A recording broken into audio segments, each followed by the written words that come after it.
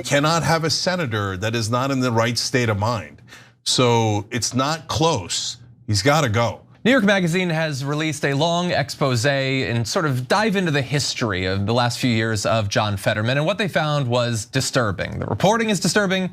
For me personally, reading this is disturbing, and it will likely be disturbing for you to hear, both in terms of his health as well as some of the things he's said about notable topics in foreign policy, particularly what he wants to happen to Palestinians. And so it's very in-depth and very long. You should go read the entire thing on New York Magazine, but some of the highlights include a look back from the beginning of when he had his stroke months before being elected to the Senate in 2022. There were a lot of claims made about his health coming out of that, but not a lot of good reporting. It turns out that now those who are around him say that it affected him more strongly than people perhaps knew publicly. And in fact, that eventually led to his chief of staff leaving. And in May of 2024, that former chief of staff, Adam Gentleson, wrote a letter to the doctor who had overseen Fetterman's care at Walter Reed saying, "I think John is on a bad trajectory and I'm really worried about him. If things didn't change," he said, he was concerned Fetterman, quote, "won't be with us for much longer," which is obviously very serious. And he listed a number of reasons why he believed that. He said, "We do not know if he's taking his meds, and his behavior frequently suggests he is not. We often see the kind of warning signs we discussed. Conspiratorial thinking, megalomania. For example, he claims to be the most knowledgeable source on Israel and Gaza around, but his sources are just what he reads in the news. He declines most briefings and never reads memos." That all reads sort of like uncomfortably close to Donald Trump, actually. "Long, rambling, repetitive, and self-centered monologues." Also Trumpian, "lying in ways that are painfully, awkwardly obvious to everyone in the room." Maybe Trump had a really bad stroke, I don't know. But anyway, he apparently at one point drove his car so recklessly, according to Gentleson, that staff refused to ride with him. He had also bought a gun. At one point, he was walking and seemed incapable of seeing that a crowd of people were in front of him, so he just barreled through them. He at one point walked into traffic and was nearly hit by a car. And there are a lot of examples like that provided in the expose from people around him. By the way, in February 2023, he was readmitted to Walter Reed. And during the first few days in the hospital, he apparently was experiencing delusions. He thought that if he took a bed at the hospital, he would be arrested. He told doctors that he believed members of his family were wearing wires to secretly record him. And he also grew convinced that a political rally was being held in the hospital's lobby and that he needed to break out of his room to attend it. He ended up staying there for 6 weeks, which is significant. And coming out of it, he was put on a psychiatric treatment plan, which seemed to help improve significantly, although eventually concerns started to arise amongst his staffers that he was not staying on track with that, not taking it seriously. The big issue seemed to be October 7th. Seemed to be some sort of trigger, perhaps in terms of social media. There's a through line in this expose about his propensity for massive periods of doom scrolling and just being on Twitter basically all day long, getting his news from there, responding to it, and spiraling into very dark depths of what are referred to in the article as depression. But we have more on that. I've already thrown out a lot. It is concerning. Yeah. I have kind of an ironic take on this story, but first, just to clarify a couple of things. So he bought a gun, that's not that unusual. The reason why it's mentioned in this story is because his doctor told his staffers, let us know if he buys a gun, right? Because they're concerned about his mental health. So when he did buy the gun, they let the doctors know. So now, and the doom scrolling, guys, that's not just Fetterman. Please stop doom scrolling. Yeah, please, please. Like, you ruin your mental health doesn't hurt Trump, it helps Trump. So what's the point, right? Let's do something productive, whether it's Rebellion PAC or any other thing that you think is right? That way you feel better because you're actually doing something to take power away from Trump. But just getting down, I mean, it doesn't help anyone. Okay, now back to Fetterman, it's a super important story. Look, my ironic take is that now I feel I'm gonna beat up on Fetterman less, okay?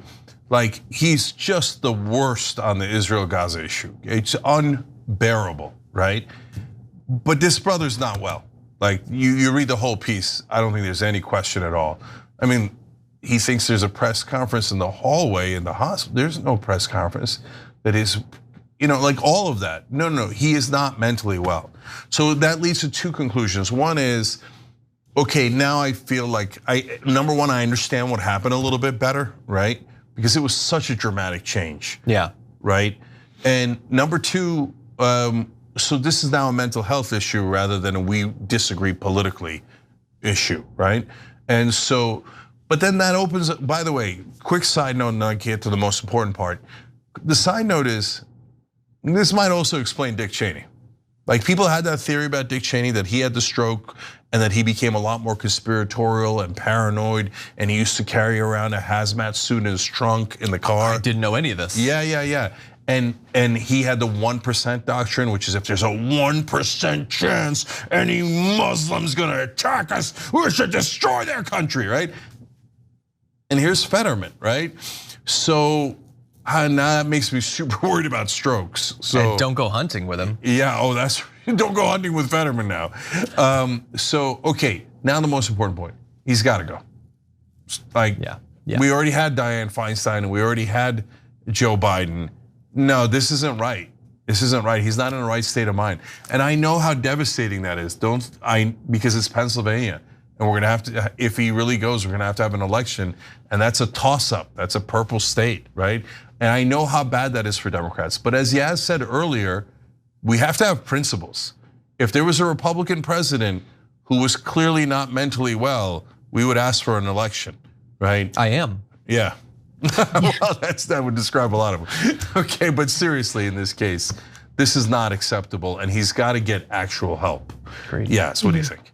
Yeah, and as far as this country is concerned, which is really why we're talking about this, is because this is one of our sitting senators. As far as this is relevant to all of us, I wonder what Fetterman's plan or strategy is going forward, if he is even going to attempt to run again for his seat and whenever that time comes, or is he planning on switching parties? Is he planning to leave politics altogether, perhaps for his health? I mean, at this point, I don't think he should be.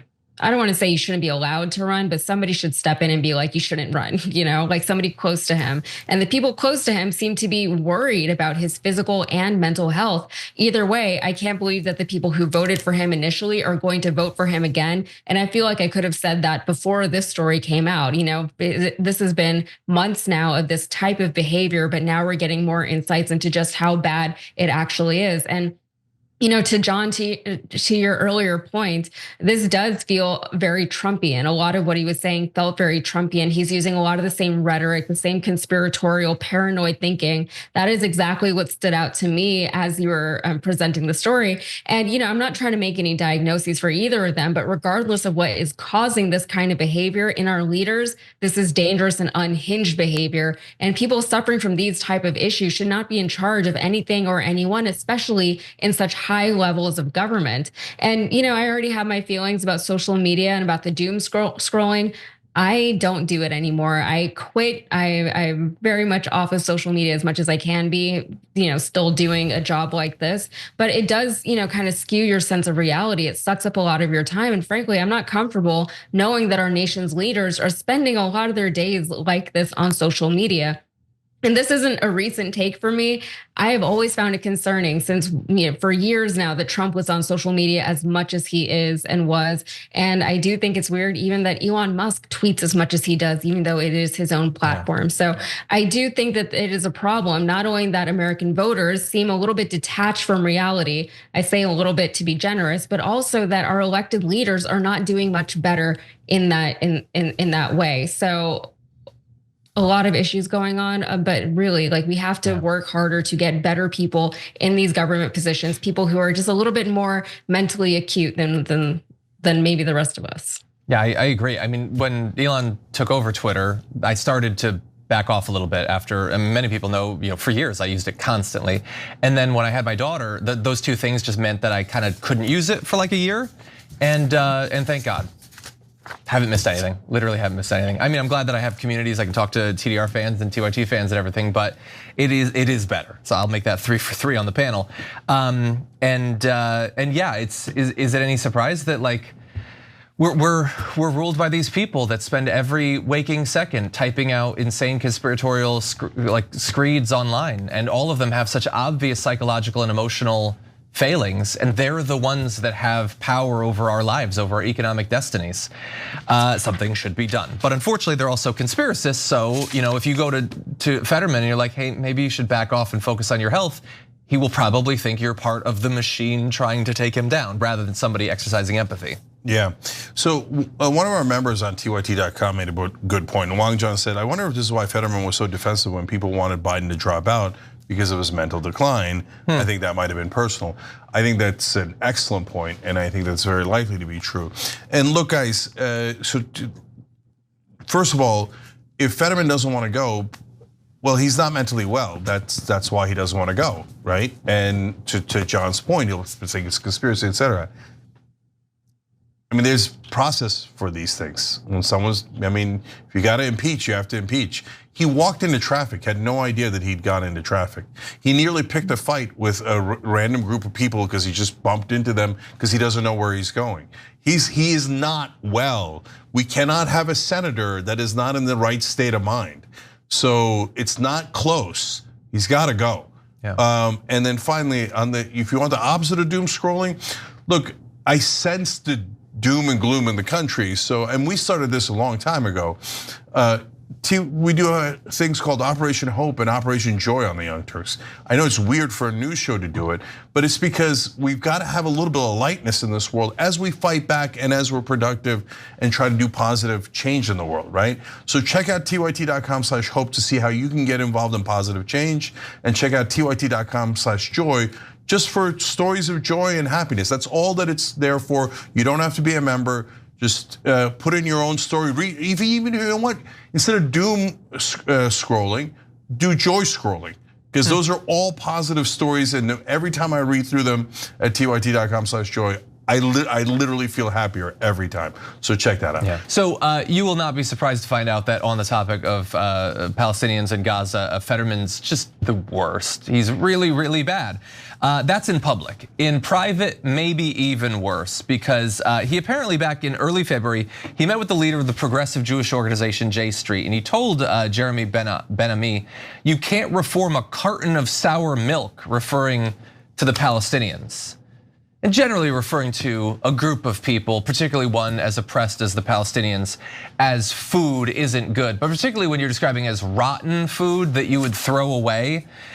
He apparently said he didn't believe in a two-state solution. Again, nobody's surprised to see that. Claimed he had never met an Arab person who would condemn Hamas. Notes from the meeting said, correction, only a single Arab he has met with that staff was present for wouldn't outright condemn Hamas. But he took it as one person he met wouldn't do so. And in his mind, it became, there's not a single one who will condemn them. That's not good. He apparently, in opposing a ceasefire, said, quote, let's get back to killing. A person who heard the conversation told the journalist, he said, kill them all. Sounding similar to the allegations made against Pete Hegseth, saying at one point at a party supposedly that he wants to kill all Muslims. Now he denied that account, saying he was referring only to Hamas. But we'll also say, and this is one of the most uncomfortable parts of this entire story, and bear in mind she disputes parts of this, but according to multiple sources, his support for Israel, his opposition to the Palestinians apparently upset not only his staffers, but his wife Giselle as well. Apparently in early November 2023, she arrived at his Senate office and they got into a heated argument. A staffer recalled her saying with tears in her eyes, they are bombing refugee camps, how can you support this? And he said, that's all propaganda. When it has happened many, many times and is very much not propaganda. One former staffer recalled overhearing her on speakerphone that December saying to Fetterman, who did I marry? Where is the man I married? And bear in mind, as we said, she disputes some of this, saying that Gentleson, the former chief of staff who left and has been revealing a lot of this, is part of a conspiracy to damage her husband's reputation. Which, fine, again, he's not the only source for this reporting. And look, talking about anyone's marriage is really uncomfortable, but that is what the staffers say they were there to witness. You know, what's also disturbing is that this person who's not mentally well has the same position as the Prime Minister of Israel. And the great majority of Congress votes the same exact way on that issue as a person who's literally mentally ill. Yeah. What does that make the rest of Congress? Yeah, his last word. Yeah, well, I was going to say, whenever you read about these very unhinged rulers throughout history and all these terrible things that they enacted and the reasons behind why they enacted these things, it really shows you just how fickle all of our lives are, right? You can get one person who ascends to a certain position of power in a country or wherever, and then they get unwell or they start to become a little bit paranoid for whatever reason again. But then all of those, their psychosis, let's say, for lack of a better word, is felt by the people, right? Because then they start implementing all these ideas. And I mean, even like there have been coups in entire countries, just to bring it into more recent history, where, somebody was paranoid that there was communists down there. And so the CIA did a coup, right? But these are things that we know about that happen. So it is just like a thing that is a reality of this life and this world that we live in, is that if you have an unhinged ruler, which a lot of times you will, because, these are the people who sought those high positions of power. And those are people who wanted to have that much authority and control over people. And a lot of times there are some good leaders too, but just generally speaking, you're going to get some of that. And that's why it's so important, like in this country, to have actual checks and balances to make sure that nobody gets too oversteppy in the things that they're trying to implement and execute upon an entire populace and sometimes upon the entire globe. Right now, our checks and balances are a little off balance. So hopefully we can get that back on track somehow eventually, but it is going to take a while. And in the meantime, we're all going to have to endure some weirdness. Every time you ring the bell below, an angel gets his wings. Totally not true, but it does keep you updated on our live shows. Every time you ring the bell below, an angel gets his wings. Totally not true, but it does keep you updated on our live shows.